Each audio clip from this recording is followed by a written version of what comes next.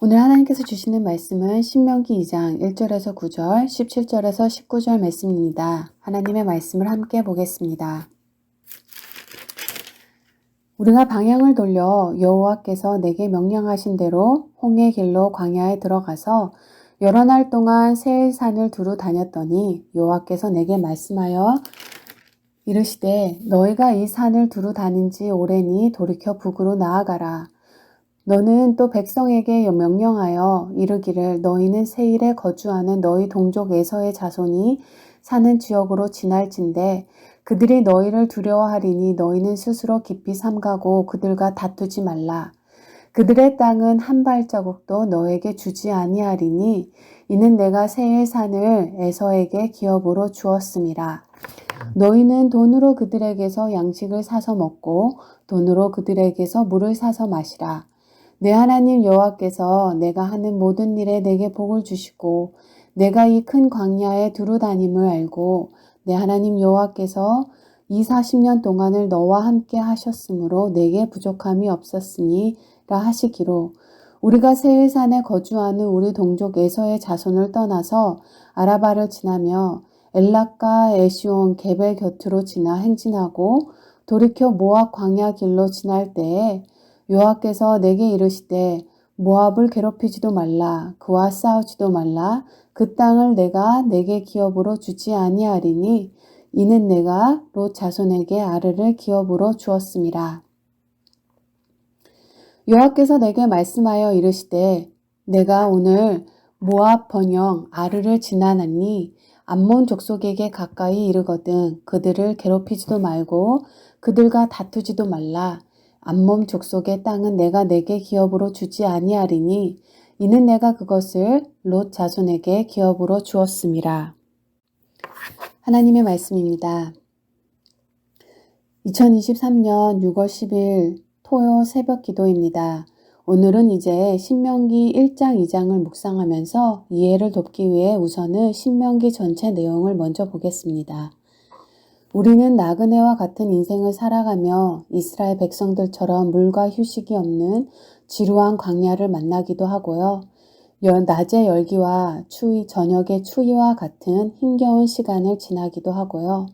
때로는 엘림의 맑은 샘물과 시원한 그늘을 만나기도 합니다.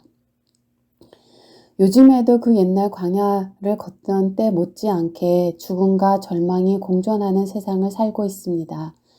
그러나 이처럼 광야 같은 세상길을 걸으면서 절망 속에 거하지 않고 광야 중에 허락하셨던 엘림의 샘물과 낮에는 구름 기둥과 밤에는 불 기둥의 주님의 손길을 맛보며 살아갈 수 있는 방법도 있다는 것을 우리가 알아야 해요. 한 번뿐인 우리 인생을 어떻게 살아가야 할까요? 1장에서는 이스라엘 백성들이 자기 마음대로 경솔히 싸움을 하면서 하나님께서 자기들에게 명하신 대로 행동했다고 하나님을 이용하는 모습을 보였습니다. 하나님의 이름을 들먹거리긴 했지만 사실 하나님을 거역하는 불순종의 모습을 보여준 것이 1장의 내용이에요. 그러나 불평과 부정한 말들이 쏟아져 나오는 그 속에서 하나님에 대한 모세의 마음은 달랐습니다. 모세는 하나님을 너희보다 먼저 가시는 너희 하나님이라고 고백합니다. 광야에서도 너희가 겪었던 것처럼 자식을 품어 안은 부모와 같이 하나님께서 너희가 걸어온 길에서 너희를 안으사 이곳까지 이르게 하였다고 고백합니다. 하나님은 먼저 그 길을 가시며 장막 칠 곳을 찾으시고 밤에는 불로 낮에는 구름으로 너희가 갈 길을 돌보셨다고 합니다. 그런데 그들은 그런 너희의 하나님을 믿지 않았다고 합니다. 하나님께서 경고하시는 것은 우리의 불신앙입니다. 불신앙이란 하나님 그분을 신뢰하지 못하는 거예요. 하나님께서는 나의 삶에 지대한 관심을 가지고 나를 사랑하시고 친히 나를 인도해 주시는 분이기 때문에 그분의 뜻을 헤아려 보고 하나님께서 나에게 무엇을 원하는지를 알고 그분 뜻대로 순종하는 것이 중요합니다. 이제 2장에 오니까 하나님과 함께 있으면서도 하나님을 인식하지 못했던 이스라엘 백성들이 그런 불신앙과 자기중심적인 사고로 광야에서 방황했던 한 일면을 보여주고 있어요. 특히 거의 40년간 광야 생활을 해상하면서 모세가 이스라엘 백성들을 향해 하나님의 말씀을 선포하는 장면이 나옵니다. 모세는 이상 전반부에서요, 이스라엘 민족이 약속의 땅인 가나안 남방 동쪽 가까운 위치 5 이방 민족 중에 세일산에 거하였던 에서의 후손, 에돔 족속과 요당 동편에 거하였던 롯의 후손, 아르 족속, 즉 모압 족속을 대면했던 사건을 회상합니다. 그러면서요, 과거 가네스 바네아의 가나안 땅에 정탐꾼을 보냈을 때 하나님을 신뢰하지 못해 반역했던 모습과는 달리 이번 이방 민족들과의 대면에서 여호와 하나님의 명령에 순종해서 하나님을 신뢰하는 모습을 상기시켜 줘요. 어쩌면 모세가 이 두 사건을 다시 회상하는 것은 단순히 과거의 사건에 대한 정보를 이제 약속의 땅에 들어가는 믿음의 2세들에게 제공하기보다는 이 사건으로 뭔가 교훈을 이끌어내기 위한 것으로 보는 것이 맞을 것입니다. 모압까지의 여정을 회고하면서요, 먼저 에돔에 대한 명령을 하고 있어요. 4절과 5절을 보면 너희는 세일에 거주하는 너희 동족 에서의 자손이 사는 지역으로 지날 텐데 그들이 너희를 두려워하리니 너희는 스스로 깊이 삼가고 그들과 싸우지 말라. 그들의 땅은 한 발자국도 너희에게 주지 아니하리니 이는 내가 세일산을 에서에게 기업으로 주었음이라. 하나님께서 에돔 족속을 공격하지 말라는 거예요. 평화를 지키라는 겁니다. 왜 그럴까요?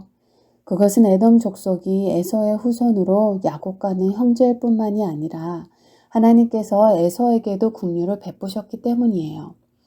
8절과 9절에서는 모압을 괴롭히지 말라, 그와 싸우지도 말라, 그 땅을 내가 내게 기업으로 주지 아니하리니 이는 내가 롯 자손에게 아르를 기업으로 주었음이라 이렇게 말해요. 롯 자손 모압을 괴롭히지 말라. 롯은 아브라함의 조카였고 롯에게는 2명의 딸이 있었는데 그 2명의 딸과 잠을 자서 모압과 암몬 족속을 낳았어요. 하나님께서는 그 땅 역시도 이스라엘 백성에게 기업으로 주지 않았기 때문에 이스라엘 백성들은 그들과 싸우지 말라는 것입니다. 모세는요, 광야의 오랜 시간이 끝난 후에 이방 민족, 즉 에돔과 모압의 사건을 통해 하나님께서는 약속을 지키시는 신실하신 하나님이라는 것과 자신의 약속을 끝까지 이행하시는 충분한 능력이 있는 전능하신 하나님이란 사실을 계속해서 강조해요. 그러나 과연 에돔과 모압 이 두 민족과 전쟁도 하지 말고 평화롭게 대면하라는 것입니다. 이것은 여호와 하나님은 단순히 이스라엘의 하나님일 뿐만이 아니라 모든 민족의 하나님이라는 사실을 새롭게 상기시켜주는 대목이라고 할 수 있어요. 하나님께서 에서의 자손 에돔에게 세일산을 기업으로, 롯의 자손을 모압에게 아르를 기업으로, 그리고 롯의 다른 자손 암몬에게 땅을 기업으로 주셨음을 기억하므로 하나님께서 원하시는 민족에게 땅을 기업으로 주셨을 뿐만이 아니라 그 이후에도 끝까지 약속을 지켜서 심지어 하나님의 백성인 이스라엘조차도 그들의 땅을 자신들이 원한다고 해서 차지할 수 없도록 철저하게 보호하여 주시는 것을 보고 계십니다. 5절에서는요. 내가 세일산을 에서에게 기업으로 주었다. 9절에서는 이는 내가 롯 자손에게 아르를 기업을 주었다라고 말씀하십니다. 하나님께서 에서에게 행한 약속을 그리고 롯에게 행한 약속을 지키신다면 이스라엘 역시 하나님께서 아브라함에게 하신 약속, 즉 가나안 땅을 이스라엘에게 주실 것이라는 약속도 반드시 지키시는 분이라는 것을 깨달으라는 것입니다. 그리고 광야에 지난 40년 동안 하나님께서 그들과 함께 하셨음을 기억하라고 합니다.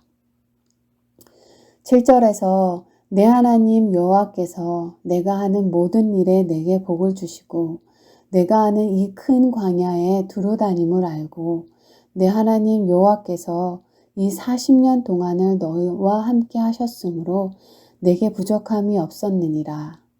죽음과 고난, 질병과 이별, 그러나 또한 때에 따라 공급하시는 하나님께서 견뎌야 할 때 힘주시고 슬플 때 위로 주시고 감당하기 어려움을 만났을 때 용기 주시고 구름 기둥과 불 기둥의 은혜로 지키시며 날마다 만나를 내려주시고 그들의 옷도 신발도 낡지 않았다고 합니다.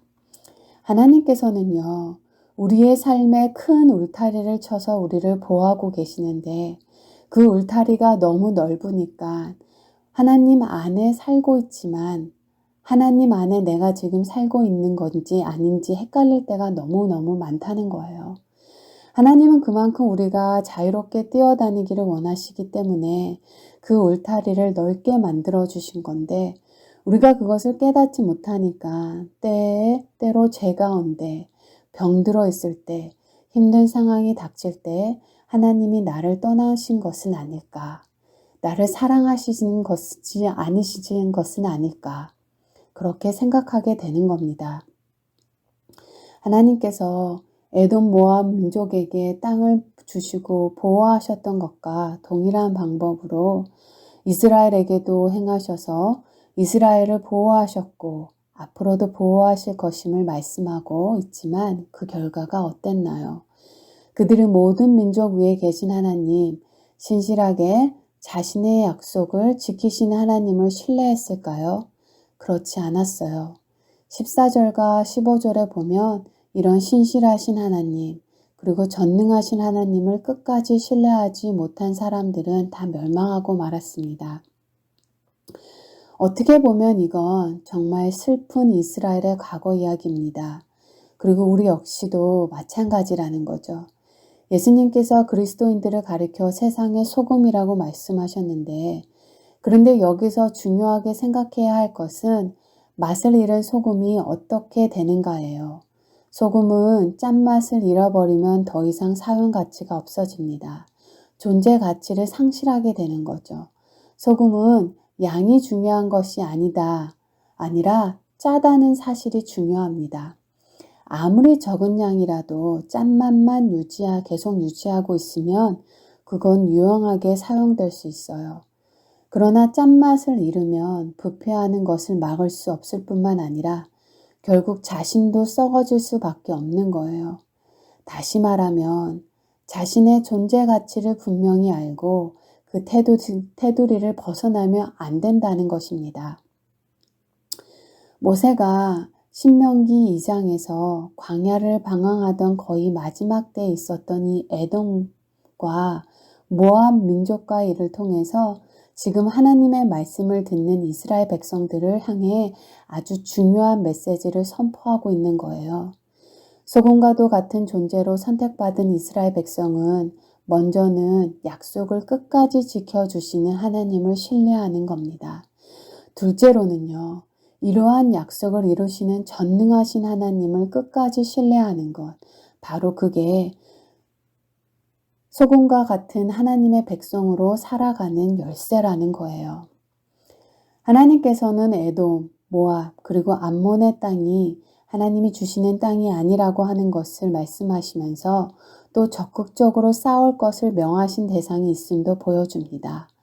이것은 하나님의 뜻을 늘 묻고 행동하는 것이 얼마나 중요한가를 우리로 생각하게 하는 거예요. 그만큼 저와 여러분이 하나님께 물어보는 습관은 중요합니다. 하나님께서 돌보시고 책임져 주신다는 믿음이 없다면 아무리 하나님께 물어봐도 하나님의 말씀에 순종할 수 없을 거예요. 여러분은 이런 하나님의 말씀을 신뢰하고 있나요? 그렇다면 우리의 삶 역시 소금처럼 빛처럼 하나님의 평화를 이루면서 이 세상을 향한 책임을 끝까지 다하면서 사는 우리의 존재의 이유라는 것을 알고 오늘 하루도 주와 함께 동행하는 삶 살기를 주님의 이름으로 간절히 기도합니다. 아멘.